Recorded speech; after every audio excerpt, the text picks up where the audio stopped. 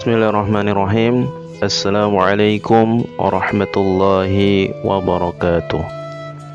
Bismillahirrahmanirrahim. Alhamdulillahilladzi arsala rasulahu bil huda wa dinil haqq lidhhirahu 'ala ad-dini kullih wa kafa billahi shahida. Asyhadu an la ilaha illallah wahdahu la syarika lah wa asyhadu anna Muhammadan abduhu wa rasuluhu la nabiyya wa la rasula ba'dah.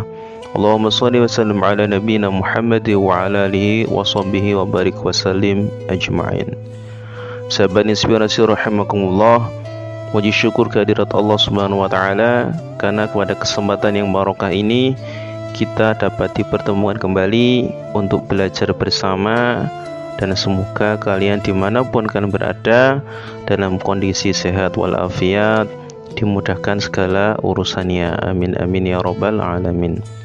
Namun sebelumnya saya akan menjelaskan sedikit tentang Masjid Inspirasi. Yang belum tahu nih, Masjid Inspirasi itu apa? Yaitu platform digital social e-commerce yang melayani produk-produk berkualitas, diantaranya elektronik, perabotan rumah tangga, fashion, dan lain-lain. Kemudian Masjid Inspirasi ini juga support untuk umum, artinya kami terbuka untuk teman-teman semua yang ingin belajar bisnis dari nol, kemudian masih bingung untuk pendampingannya bagaimana, dan juga kami siap nantinya kalau teman-teman sudah mampu ingin memiliki toko online sendiri, punya produk sendiri, maka kami akan siap support. Kemudian juga wabil khusus untuk teman-teman disabilitas juga kami telah menyiapkan cara yang sederhana agar teman-teman bisa mengembangkan kemampuan untuk berjualan online. Baiklah teman-teman semua yang dimuliakan Allah, pada kali ini kita akan melanjutkan dengan kajian yang sebelumnya. Kalau di sebelumnya kami telah menjelaskan tentang umur yang barokah. Maksudnya jika seseorang diberikan umur panjang, kemudian umur panjang itu dilakukan atau digunakan untuk melakukan amal baik, nah itulah yang dimaksud khairun nas, sebaik-baik manusia. Kemudian caranya bagaimana yang lebih spesifik lagi kalau kita ingin memaksimalkan usia atau umur kita, maka Rasulullah menjelaskan dalam hadis yang lain bahwa setiap manusia memiliki potensi untuk menjaga kualitas amal ini. Caranya ini yang secara pasti ya. Jadi setiap manusia itu pasti memiliki potensi ini. Apa itu? Igtanim khamsan qabla khamsin. Jadi kita semua ini memiliki 5 kesempatan, ya, 5 kesempatan, atau ada yang menyebut 5 perkara. Jaga 5 perkara ini gitu loh, sebelum datang 5 perkara. Artinya kalau 5 perkara ini kita bisa menjaga, kita bisa menggunakan dengan baik, maka insya Allah yang khairunnas tadi bisa benar-benar melekat dalam diri kita. Yang pertama apa? Wasyababaka qabla harami. Jaga waktu mudamu sebelum datang waktu tuamu. Artinya ini secara zahir maupun secara batin. Biasanya kalau seseorang masih dalam masa muda, itu hampir bisa dipastikan aktivitas apapun mereka bersemangat. Maksudnya jika dia lagi menekuni bisnis, maka dia akan berusaha semaksimal mungkin untuk bisa mencapai keinginannya itu. Kalau dia pada waktu atau dalam masa mendalami ilmu agama, dia akan juga berusaha semaksimal mungkin juga. Jadi ibaratnya sudah siap belajar di pesantren mungkin 10 tahun gitu kan, tapi benar-benar fokus ya.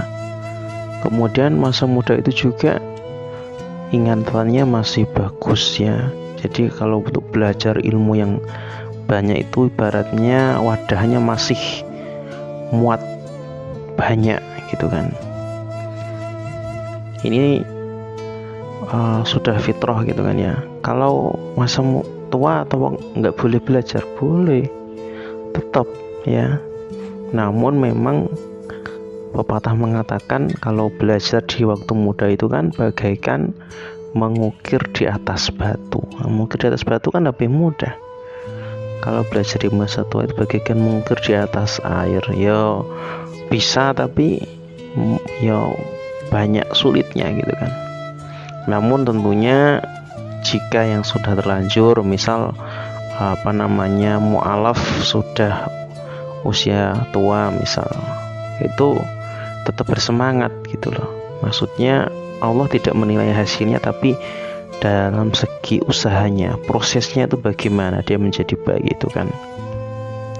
Kemudian kesempatan yang lain, waghinaka qabla faqrik, jaga waktu kayamu sebelum datang waktu miskinmu. Ini ada yang mengartikan memang kaya secara zahir, dia benar-benar lebih dari cukup ya. Tapi ada juga yang mengartikan kaya ini maksudnya kaya hati. Maksudnya kaya hati apa? Kalau orang memiliki kaya hati itu pasti dia ingin berbagi. Sedikit apapun dia punyanya, hanya sedikit, dia tetap ingin berbagi. Misal contoh, dulu ada sahabat Rasulullah yang bernama Sya'ban. Pada waktu itu dia di rumah hanya ada makanan satu piring, katakanlah satu roti gitu. Satu porsi ini hanya untuk berdua saja dengan istrinya. Namun pada kesempatan itu ada tamu yang berkunjung dan tidak hanya satu orang. Maka beliau ini berinisiatif dibagi dua, yang setengahnya untuk tamunya, setengahnya untuk dia dan istrinya.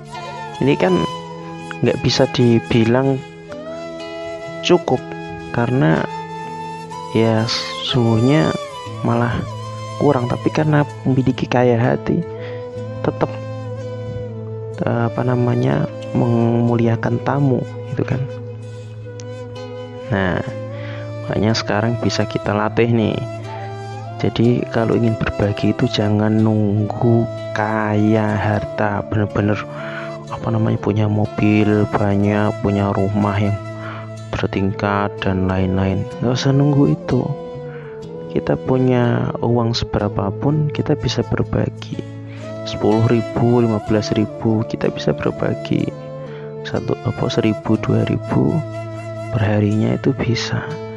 Dan ini juga perlu kita tanamkan kepada anak-anak kita. Misal di usia TK atau SD gitu kan, nanti uang sakunya misal 5.000. Nah, nanti kita ajarkan yang 1.000 dimasukkan kotak amal. Bagaimana caranya? Pada waktu sholat subuh, pada waktu diajak jamaah ke masjid, bisa ke kotak amal langsung. Atau di rumah memang disediakan seperti kenceleng ya, atau ya apapun lah itu. Nah, nanti bangun tidur sebelum sholat subuh ya dibiasakan untuk berinfak ini. Misal 1.000, nggak masalah. Ini menanamkan yang baik. Nanti dia akan terbiasa pada waktu dia sudah sukses, nanti pada waktu sudah dewasa dia berbagi nggak hitung-hitungan. Mau mengeluarkan 100 juta, 1 miliar, memang dia mampu, kenapa tidak begitu. Nah, kesimpulannya pada pertemuan kali ini, kesempatan yang Allah berikan itu kan sifatnya kalau di dunia ini itu hanya sekali. Misal tadi masa muda, nggak mungkin berulang kembali ada masa muda yang kedua, kemudian pada waktu kaya atau pada waktu cukup. Ini juga tidak bisa berulang lagi, itu kan. Makanya kita senantiasa berusaha semampu kita dan juga memohon, berdoa kepada Allah agar dimudahkan kita memaksimalkan kesempatan yang Allah berikan, dan juga kita memohon agar dapat istiqomah sampai kita nanti menghadap Allah Subhanahu wa Ta'ala. Terima kasih. Saya rasa cukup untuk pertemuan kali ini. Mari kita tutup dengan doa kafaratul majelis. Subhanakallahumma wa bihamdika asyhadu an la ilaha illa anta astaghfiruka wa atubu ilaik. Boleh teman-teman jika ada yang dipertanyakan di kolom komentar, nanti insyaallah kami berusaha untuk menjawab di waktu yang lain. Terima kasih. Wassalamualaikum warahmatullahi wabarakatuh.